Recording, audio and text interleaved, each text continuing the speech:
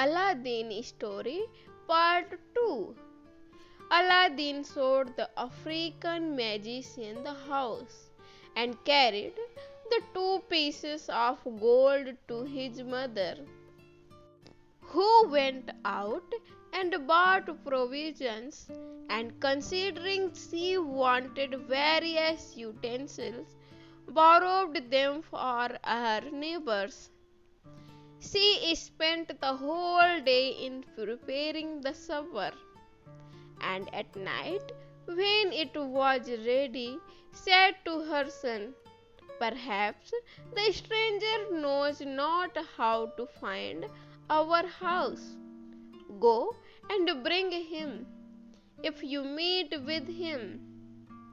Aladdin was just ready to go when the magician knocked at the door and came in loaded with wine and all sorts of fruits, which he brought for a dessert. After he had given what he brought into Aladdin's hands, he saluted his mother and desired her to show him the place where his brother Mustafa used to sit on the sofa. And when she had done so, he fell down and kissed it several times, crying out with tears in his eyes, "My poor brother, how unhappy am I, not to have come soon enough to give you one last embrace." Aladdin's mother desired him to sit down in the same place, but he declined. "No," said he, "I shall not do that, but give me leave to sit opposite to it, that although I see not the master of a family so dear to me, I may at least behold the place where he used to sit." When the magician had made choice of a place and sat down, he began to enter into discourse with Aladdin's mother. "My good sister," said he, "do not be surprised at your never having seen me all the time you have been married to my brother Mustafa of happy memory. I have been 40 years absent from this country, which is my native place, as well as my late brother's, and during that time have travelled into the Indies, Persia, Arabia, Syria, and Egypt, and afterward crossed over into Africa, where I took up my abode. At last, as it is natural for a man, I was desirous to see my native country again, and to embrace my dear brother. And finding I had strength enough to undertake so long a journey, I made the necessary preparations and set out. Nothing ever afflicted me so much as hearing of my brother's death. But God be praised for all things. It is a comfort for me to find, as it were, my brother in a son who has his most remarkable features." The African magician, perceiving that the widow wept at the remembrance of her husband, changed the conversation, and turning toward her son, asked him, "What business do you follow? Are you of any trade?" At this question, the youth hung down his head and was not a little abashed when his mother answered, Aladdin is an idle fellow.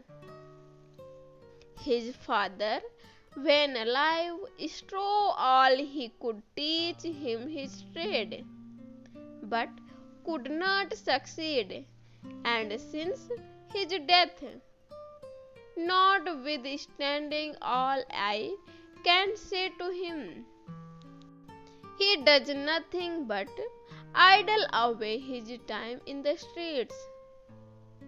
As you saw him, without considering he is no longer a child, and if you do not make him ashamed of it, I despair of his ever coming to any good. For my part, I am resolved on of these days to turn him out of doors and let him provide for himself. After these words, Aladdin's mother burst into tears, and the magician said, This is not well, nephew. You must think of helping yourself and getting your livelihood. There are many sorts of trades. Perhaps you do not like your father's and would prefer another. I will endeavor to help you. If you have no mind to learn any handicraft, I will take a shop for you, furnish it with all sorts of fine stuffs and lines, and then with the money you make of them, you can lay in fresh goods and live in a honorable way. Tell me freely what you think of my proposal. You shall always find me ready to keep my word. This plan just suited Aladdin, who hated work. He told the magician he had a greater inclination to that business than to any other, and that he should be much obliged to him for his kindness. Well, then, said the African magician, I will carry you with me tomorrow,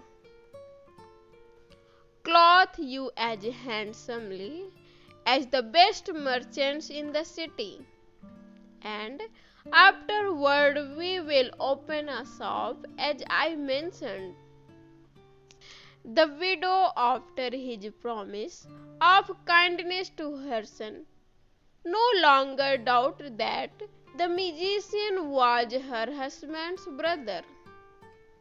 She thanked him for his good intentions, and after having exhorted Aladdin to render himself worthy of his uncle's favour, served up supper, at which they talked of several indifferent matters, and then the magician took his leave and retired.